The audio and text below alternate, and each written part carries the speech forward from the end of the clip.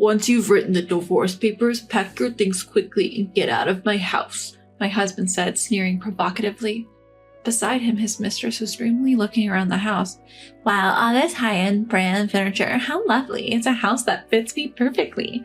I felt a twinge at those words and reminded my husband. Just so you know, I'm taking all my personal things with me on moving day, okay?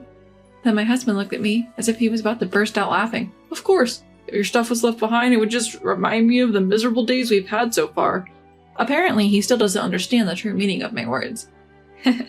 Just watch. Make sure you don't regret it later. My name is Karen. I'm a 26-year-old interior coordinator. My husband Joseph is 31 and works in the construction industry.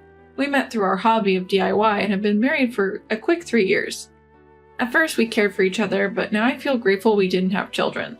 The reason is that Joseph has become too self-indulgent. After coming home, he carelessly takes off his coat, eats the meal I prepared while complaining, doesn't even clean up, and retreats to his room. Before marriage, we made various agreements. One of them was shared household chores, and Joseph and I decided to share them equally. But now I'm taking on almost all the housework. I point out to Joseph that he should do his share of chores, but incredibly, he made this excuse. Housework is easy, so it's natural for women to do it. Men have to take responsibility for work, so I don't want to do housework.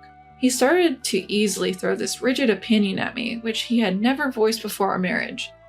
The fact that I earn more than Joseph has also played a big part in him turning against me. But by the time I reach Joseph's age, I'm planning to be independent and should be able to increase my income even more.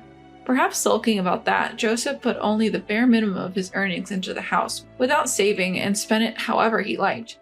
He was so reckless with money that I warned him time and time again, but he stubbornly refused to change. It's my hard-earned money. How greedy can you be to still want more? Not content with just that, he exaggerated to his coworkers that his wife was an outrageous miser, winning their sympathy. It was Joseph's generosity with money and the perception of domestic unrest that attracted his affair partner, Linda. She's 24 years old, working at Joseph's company as a temporary employee. There are a few young men at my husband's company, and even those a bit older are still considered young. That's probably why 31-year-old Joseph caught her eye.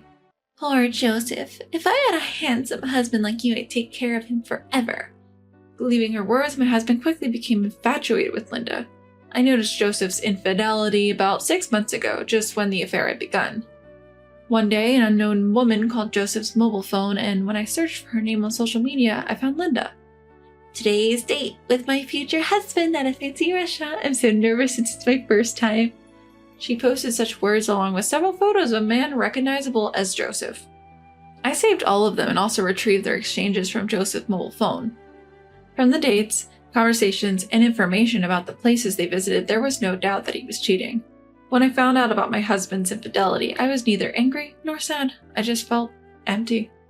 I understand that getting lectured when coming home tired isn't comfortable, but all those things were necessary for our future. Maybe I was too harsh, but to have an affair just because you're fed up with family after only 3 years? I let out a heavy sigh. Certainly, I can't afford to be down and do nothing. I've been working hard, thinking that compromise was necessary between us, but I simply can't tolerate the cheating. I'm going to divorce him. I started looking for a lawyer to divorce Joseph. 1 month later, on a Saturday, I decided to bring Joseph and Linda together for a discussion. Naturally, they were shocked when I contacted Linda. They probably never thought I would find out about the affair, but perhaps out of joy for the marriage, Linda seemed really thrilled. She neither apologized nor tried to justify the affair to me, and immediately said, Karen, are you really okay with this unprecedented compensation? I'm so happy. I calmly replied to her, That's right. Joseph and I decided before our marriage not to divide our assets. At that moment, Linda held hands with Joseph and celebrated. Yes, Joseph and I had talked beforehand, even about what would happen if we ever divorced. In exchange for not dividing the assets, the compensation I would receive was also small. I was working too, so I didn't mind that part, but what made me angry was the complete lack of remorse for the adultery. How wonderful to live in such a stylish house with you, my love. And all the furniture is from a high-end brand. The appliances are the latest too. It's just the perfect house for me. I felt a strange sensation at those words, and as I handed over the divorce papers, I confirmed something with Joseph. Even during our marriage, there's no division of the things I bought. I'm taking all my personal belongings with me. You do understand that, right? Joseph, seemingly not understanding what I meant, paused for a moment and then spoke. It's obvious. Your plain clothes and bags wouldn't suit young Linda anyway. I have to buy her better things. If I leave your belongings here, I'll just be a reminder of the painful days we had together." It seems he misunderstood, thinking I was talking about personal belongings as in clothing. Oh well. It's easier to let him continue thinking that than to start a fight. Tomorrow the movers will take everything, so be prepared.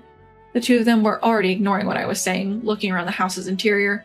It seems Joseph doesn't understand the meaning of no division of property, but that's none of my concern.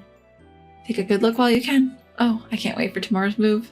The next morning, they came to see me off as if they were hurrying me to leave early. Ignoring them, I was waiting for the moving company's arrival. Then, right on time, a large truck arrived. The workers energetically called out to me. "Thank you for choosing us today. We have another truck waiting nearby, so please don't worry." Linda, with a clouded expression, hesitated as she approached me. Do you have that many personal belongings? I held back a laugh and barely managed to answer. The house itself belongs to Joseph, but all the appliances and furniture are mine. That's why I said there will be no division of property, remember? Hearing that, Joseph rushed to me, his face turning bright red. "All the furniture and appliances are mine. They've been in this house for 3 years. Just take your stuff and get out, quickly." I had reached my limit, and I finally burst out laughing. I had a feeling, but he really didn't understand what no division of property meant. And just because it's been in the house for a few years, it's his. You must be joking. "Hey, you're not really planning to take everything, are you?" Perhaps panicked by my attitude, Joseph lowers his voice to check with me. Meanwhile, the movers were steadily continuing to transport the furniture. Don't worry. The only memories of living with you, I'll leave behind. Then Joseph, in a panic, ran to the study. I always kept copies of the receipts there, so he must have gone to check which pieces of furniture were being taken. The checking was in vain. There's not a single piece of Joseph's furniture or appliances in this house.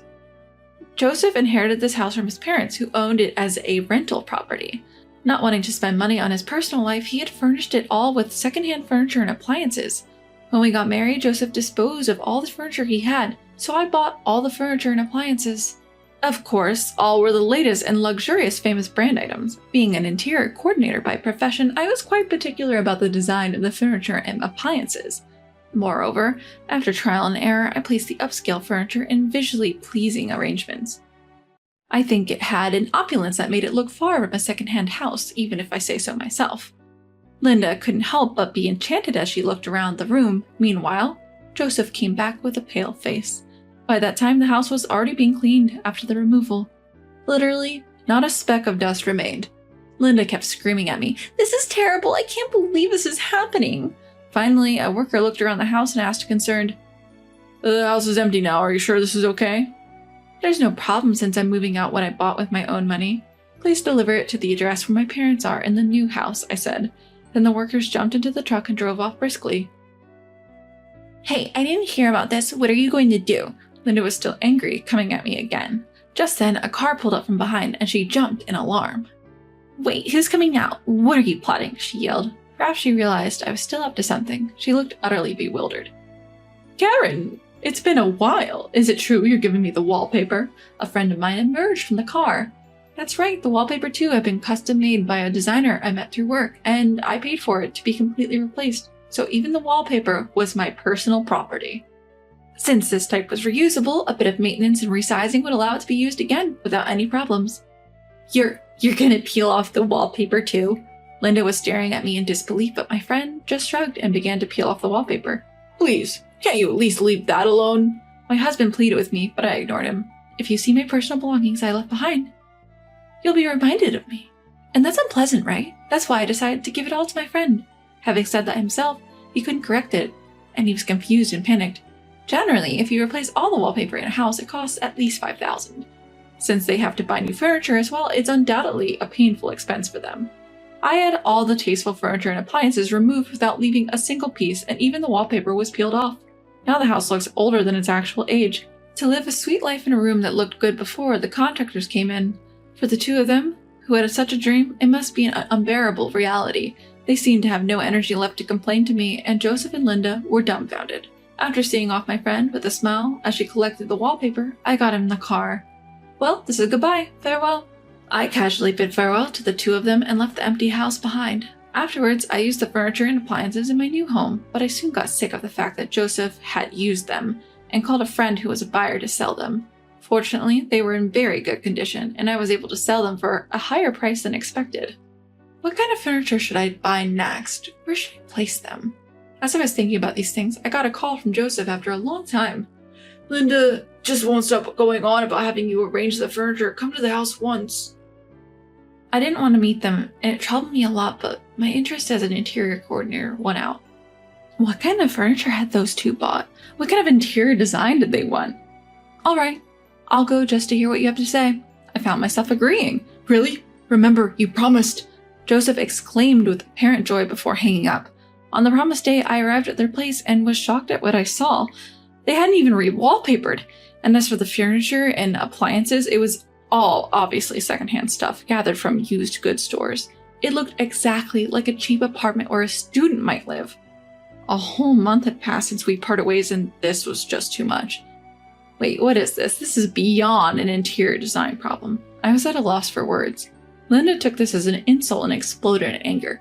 We gathered this stuff just to live for now. We'll replace it soon. Since you took everything, use your connections or whatever, and make this a house we can brag about to our friends. She seemed to be very unhappy with a life surrounded by secondhand furniture and appliances. She was irritated throughout our conversation. Even asking for the budget, it wasn't enough for my fee.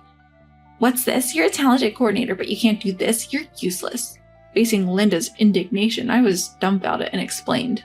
Any coordinator, no matter how skilled, can't do much with such a limited budget. This is ridiculous and way beyond connections. She seemed serious about having me arrange high-end brand furniture and appliances on such a tight budget. Linda, now entirely frustrated, finally began to explode in anger. What? Ridiculous. Did you come here just to look down on me? If you don't like it, I'll leave, but if you want to furnish your home on that budget, you should at least polish your interior sense. You really are making fun of me. But just because you have a slightly fashionable job, don't get so overconfident. Hey, stop it. Joseph tries to calm Linda down with a weary look on his face. Joseph, say something to her. Just stop it, both of you. Linda, please be quiet. I'm sorry for the noise. After everything, I had to marry Linda. But as you can see, she's angry all the time, and it's tough every day. Apparently after I left, they had a big fight in the now empty house, but since Linda had already quit her job to get married and had reported the marriage to her parents, she had nowhere to go. Joseph confessed that he married Linda solely out of compromise so she would take care of the housework. But such a marriage was bound to fail, and thus he had given up so soon. Please, Karen, help me fix our relationship again, begged Joseph. I responded, clearly annoyed. What's this? Planning to cheat on me next? No, the thing with Linda was just temporary. Confusion. After you left, I realized that there's no one more wonderful than you, Karen. You're not serious, are you? I suddenly realized I had raised my voice. You're the one who told me to get out of this house, right? I divorced you, just like you wanted. You can't possibly expect me to change my mind now. Please, Karen. Don't call me by my first name so casually. This rundown house is your chosen castle with your affair partner. You two should get along together. Wait, Karen. Ignoring Joseph's pleas, I quickly left the house. It's not worth satisfying curiosity by looking into someone else's downfall. What a life lesson, I thought to myself. Later on, I heard that Joseph and Linda begged their parents to help with the cost of purchasing furniture and appliances, but they were apparently disowned by both sets of parents. No one would help with buying furniture and appliances, let alone forgive them for marrying after an affair. So they reluctantly continued to live in that second-hand house. I can't even muster any sympathy for them anymore. It's the result of their actions. As for me, I recently met a male interior designer through work. Lately, on weekends, we've been going out together quite often. I've been cautious about dating men for a while, but maybe it's time to think about starting a new life. With those thoughts in mind, I'm off on another date today.